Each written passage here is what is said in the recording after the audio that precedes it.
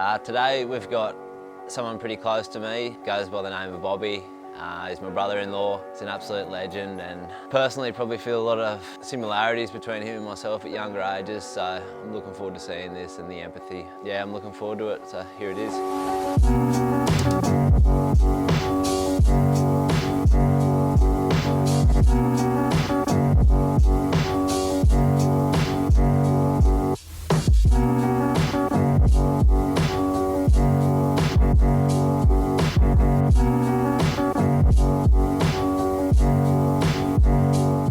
Good to go?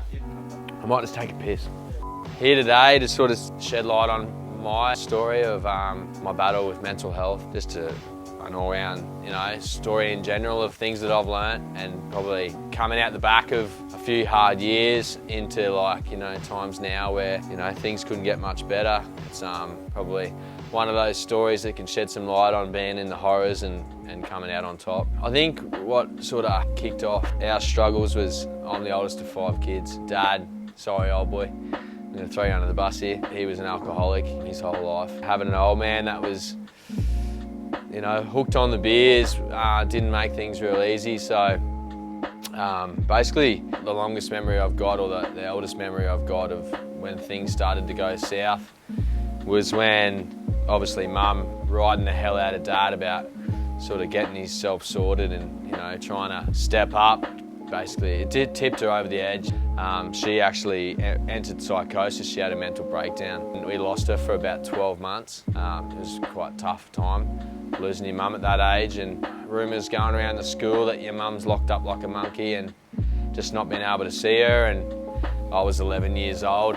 Obviously, me being the oldest, Adzi was still in nappies. He's my youngest brother.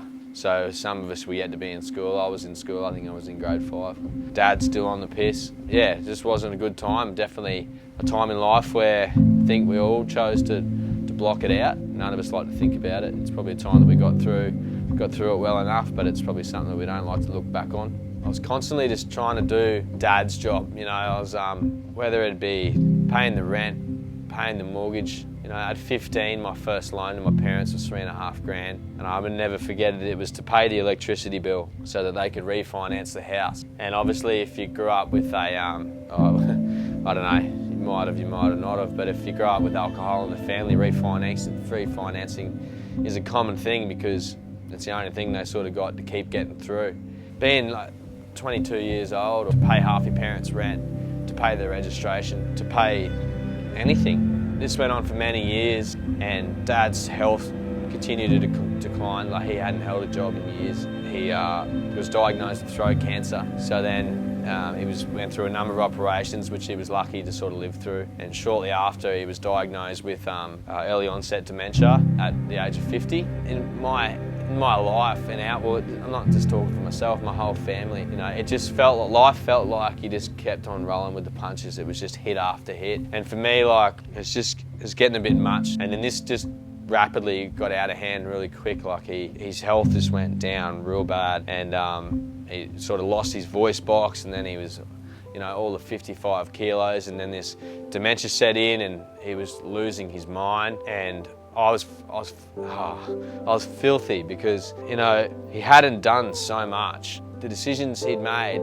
and the life he chose, and then turned not as if it already wasn't our problem, but it just made our problem so much worse. Now we have the responsibility of looking after him too. And this was just, for me, I struggled with it the most. Yeah, it just could have been easily avoided. At this point in time, I just had enough. I just guess I was starting to break down myself with the pressure of, trying to make ends meet. I was sort of handing out money left, right and centre to make ends meet for everyone else, and constantly on and off, and it's got to some pretty, vulnerable times. I was literally falling apart myself, and I had to step away, because if I didn't step away, it was just going to be catastrophic for everyone. I removed myself and I just pulled out, and I was like, I can't help you. I can help, I'll be there for you and that, but I just can't keep handing out and being there and doing all that sort of stuff. I've got to try and get myself sorted. And unfortunately, she did lapse again, and it was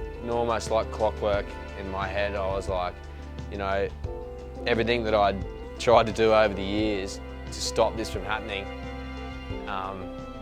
You know, the minute I removed myself and tried to get myself straight was the minute that it all turned to shit again. Mum entered psychosis again. She was probably just as bad, if not worse. Psychosis is one of those things, it can tear a family apart. It's crazy what the brain can do under stress, and I just feel for my mum, her life has just been turned upside down by poor decisions, and not from my mum's end. She's done nothing wrong. She's done everything she possibly could for us kids, and it's just a shame that, you know, her life will never be the same now after the things that she's had to go through. She actually went missing. She was a registered missing persons. We chasing her down the countryside, trying to find her.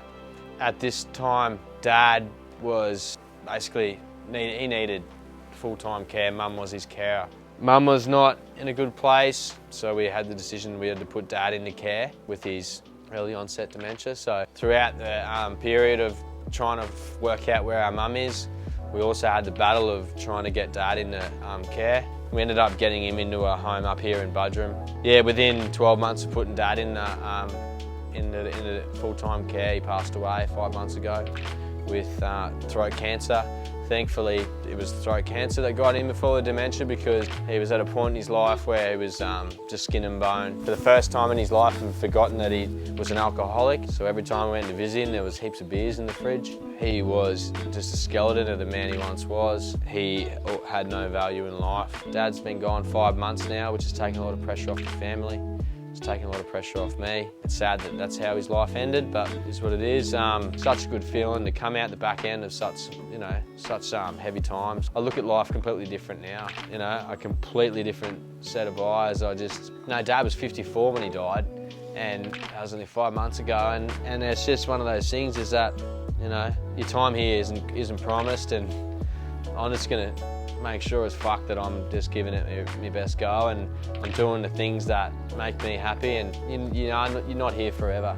I think with my mental health and where I'm going, I feel like I'm on track. I feel like I've been on track for a couple of years now. One of the biggest things for me is that there's been times in my life where I never thought that things could possibly get this good as to what they are now. Just with my childhood and the way things are rolling, and it was just hit after hit. And even through like my early adult years, it was just, you know, you couldn't catch a break. The whole family couldn't catch a break. You just wouldn't imagine that things could get this good. And I just feel for people that have been in a, you know, likewise situation where they can't see how things could possibly get better either. And it kills me to think of how many people have taken their lives, and haven't made it through to see that things actually can get better. I think that's probably the biggest lesson I've taken out of all this, is that it doesn't matter what you're facing at the time or what you're going through, that it will all come out in the wash. Thanks for me. From the minute the first video dropped, I started to see how this could benefit people. Everyone's story is different, and I think the biggest struggle we have with your stories is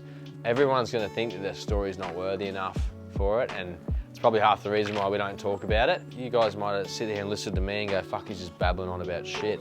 But that was my story, and it's had an effect on my mental health, and it's had an effect on my headspace my whole life. And I have been in the horrors, and I've come out the other end of it, and I'm pretty stoked. So I'm happy to share my story with you boys.